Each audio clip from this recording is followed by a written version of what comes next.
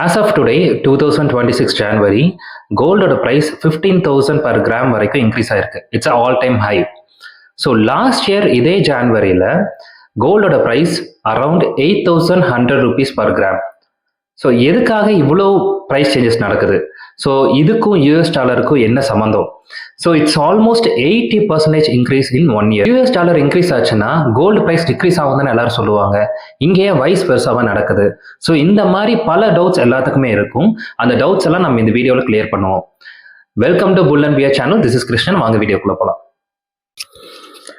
So இதில் நம்ம 4 scenarios பார்ப்போம். ஃபர்ஸ்ட் சினாரியோ, நார்மல் டைமில் கோல்டு குளோபலாக எப்படி ட்ரேட் ஆகுது, எப்படி ப்ரைஸ் சேஞ்சஸ் நடக்குதுன்னு பார்ப்போம். ஸோ செகண்ட் இன்ஃப்ளேஷன் டைமில் எப்படி ப்ரைஸ் சேஞ்சஸ் நடக்குது. ஸோ தேர்டு, ஒரு கிரைசிஸ் வரும்போது எப்படி ப்ரைஸ் சேஞ்சஸ் நடக்குது. ஃபோர்த், இந்தியாவில் அந்த கோல்டு ப்ரைஸ் சேஞ்சஸ் எப்படி நடக்குது.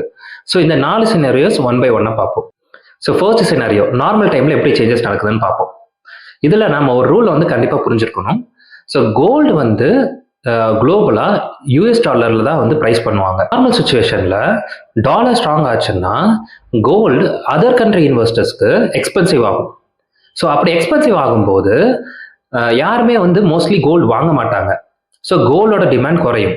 ஸோ இந்த சுச்சுவேஷனில் டாலரோட ப்ரைஸ் இன்க்ரீஸ் ஆகும்போது கோல்டோட ப்ரைஸ் டிக்ரீஸ் ஆகும். ஸோ இதுதான் நம்மளோட ஃபர்ஸ்ட் சினாரியோ. இப்போ எல்லாத்துக்கும் ஒரு டவுட் வரும். சில டைமில் டாலர் இன்க்ரீஸ் ஆகும்போது கோல்டோட ப்ரைஸும் இன்க்ரீஸ் ஆகுது. இது எதனால் நடக்குதுன்னு சில பேருக்கு ஒரு கொஸ்டின்ஸ் இருக்கும்.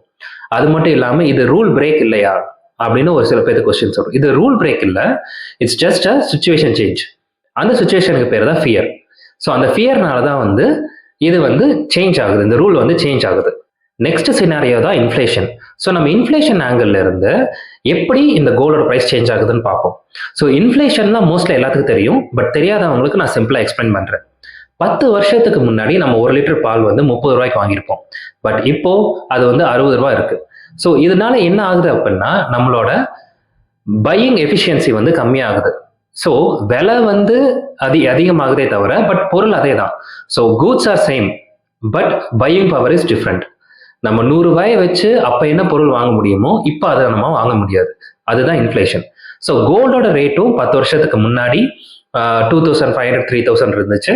இப்போ அது டோட்டலாக சேஞ்ச் ஆயிருக்கு. ஸோ இதுதான் இன்ஃப்ளேஷன். ஸோ இன்ஃப்ளேஷனும் இதில் முக்கியமான ரோல் ப்ளே பண்ணும். இன்ஃப்ளேஷன் என்ன நடக்கும்னா டாலரோட வேல்யூ அதிகமாகும் போது கோல்டோட வேல்யூ அதிகமாகும். இது 2வது சினாரியோ. நம்ம 3வது சினாரியோ பார்ப்போம். ஸோ கிரைசிஸ் டைமில் கோல்டு வேல்யூ எப்படி சேஞ்ச் ஆகுது, எப்படி டாலர் கூட கம்பேர் பண்ணுறது. ஸோ கிரைசிஸ் டைம் அப்படின்னா இது கோவிட் வருதோ, இல்லை ஏதாச்சும் வார் நடக்குதுன்னா, இல்லை ஏதாச்சும் பேங்க் கிரைசிஸ் வருது, இல்லை ரெசஷன் பீரியட் வருது. இந்த மாதிரி டைம்ஸில் பீப்புள் ரொம்ப பேனிக் ஆவாங்க. ஸோ அவங்க மோஸ்ட்லி ரிட்டர்ன்ஸை ஃபோக்கஸ் பண்ண மாட்டாங்க. அவங்க ஃபோக்கஸ் பண்ணுறது எல்லாமே safety and security. So when it comes to safety and security, எல்லாரும் முக்கியமாக பார்க்கறது கோல்டு தான். ஸோ இந்த மாதிரி கிரைசிஸ் டைமில் டாலர் இன்க்ரீஸ் ஆகும்போது கோல்டோட ரேட்டும் இன்க்ரீஸ் ஆகும். இதுதான் ஃபியர் பீட்ஸ் தியரின்னு சொல்லுவாங்க. ஃபியர் வரும்போது தியரியும் கிடையாது, ரூலும் கிடையாது. ஃபியர் தான் வின் பண்ணும். ஸோ ஃபியர் வரும்போது எல்லாரும் கோல்டை தேடி தான் போவாங்க. இதுக்கு நம்ம ஒரு ரியல் லைஃப் எக்ஸாம்பிள் பார்ப்போம். கோவிட் டைமில் பிஸ்னஸ் எல்லாம் க்ளோஸ் ஆச்சு, ஷேர் மார்க்கெட்லாம் டவுன் ஆச்சு. இந்த மாதிரி டைமில் டாலர் ப்ரைஸும் இன்க்ரீஸ் ஆச்சு, கோல்டோட ப்ரைஸும் இன்க்ரீஸ் ஆச்சு. அதே மாதிரி தான் 2008 ரெசஷன் பீரியட்லையும் டாலர் ப்ரைஸும் இன்க்ரீஸ் ஆச்சு, கோல்டோட ப்ரைஸும் இன்க்ரீஸ் ஆச்சு. இந்த மாதிரி சுச்சுவேஷனில் டாலர் ப்ரைஸ் இன்க்ரீஸ் ஆகும்போது கோல்டோட வேல்யூவும் இன்க்ரீஸ் ஆகும். நம்ம இப்போ கடைசி சினாரியோ பற்றி பார்ப்போம். ஸோ 4வது சினாரியோ இந்தியாவில் இருக்கிற கோல்டு ப்ரைஸ் கன்ஃபியூஷன். ஸோ இதில் நம்ம முக்கியமாக பார்க்க வேண்டியது என்ன அப்படின்னா இந்தியா கோல்டு எல்லாமே யூஎஸ் டாலர்ஸில் தான் வாங்குது. So Indian gold rate depends on 2 things. First one global market rate, second one USD to INR rate. So இந்த 2 பேஸ் பண்ணி தான் நம்மளுக்கு இந்தியாவில் கோல்டு ப்ரைஸ் டிசைட் ஆகுது. ஸோ இப்போது குளோபல் மார்க்கெட்டில் கோல்டு ப்ரைஸ் சேமாக இருந்தாலும் டாலருக்கு அகெயின்ஸ்டா ருப்பியோட வேல்யூ அதிகமாச்சு அப்படின்னா கோல்டோட ப்ரைஸ் இன்க்ரீஸ் ஆகும். ஃபார் எக்ஸாம்பிள் இப்போ dollar to rupee value almost 95 rupees. So இப்படி இருக்கும்போது நம்ம வந்து கண்டிப்பாக கோல்டோட வேல்யூ இன்க்ரீஸ் தான் ஆகும். இப்போ நம்ம சிம்பிள் சம்மரி பார்ப்போம், ஈஸியாக ரிமெம்பர் பண்ணுறதுக்கு. ஸோ ஃபர்ஸ்ட் சினாரியோ, நார்மல் டைமில் குளோபலாக யூஎஸ் டாலர் இன்க்ரீஸ் ஆகும்போது கோல்டோட வேல்யூ டிக்ரீஸ் ஆகும். ஸோ செகண்ட் சுச்சுவேஷன், இன்ஃப்ளேஷன் டைமில் டாலரோட வேல்யூ இன்க்ரீஸ் ஆகும்போது கோல்டோட வேல்யூ இன்க்ரீஸ் ஆகும். ஸோ தேர்ட் சுச்சுவேஷன், கிரைசிஸ் டைமில் டாலரோட வேல்யூ இன்க்ரீஸ் ஆகும்போது கோல்டோட வேல்யூ இன்க்ரீஸ் ஆகும். Next come the fourth situation. So இந்தியாவில்